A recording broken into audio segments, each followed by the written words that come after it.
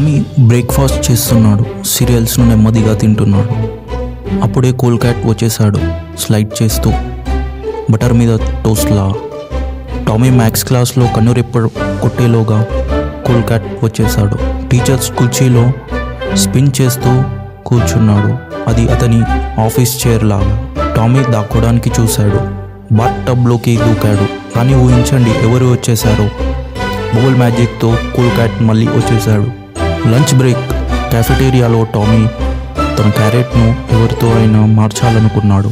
కానీ cool cat plan వేరొకటి ఉంది. ఆ రాత్రి టామీకి డ్రీమ్స్లో డ్రాగన్స్ కనిపించాయి. కానీ ఆ డ్రాగన్స్ మీద ఎవరున్నారో తెలుసా? కూల్ క్యాట్ సాక్సోఫోన్ వాయిస్తూ సోలోగా తేలుతున్నాడు. టామీ జీవితంలో ఒక గొప్ప సవాలు ఎదురైంది. School talent show. టామీ కొంచెం తడబడ్డాడు. కానీ టామీ స్టేజ్ మీదకి అడుగుపెట్టాడు కాజో వాయిస్తూ. తెర వెనుక నుంచి వినిపించింది కూల్ క్యాట్ సాక్సోఫోన్. అందరూ ఆనందంతో గంతులు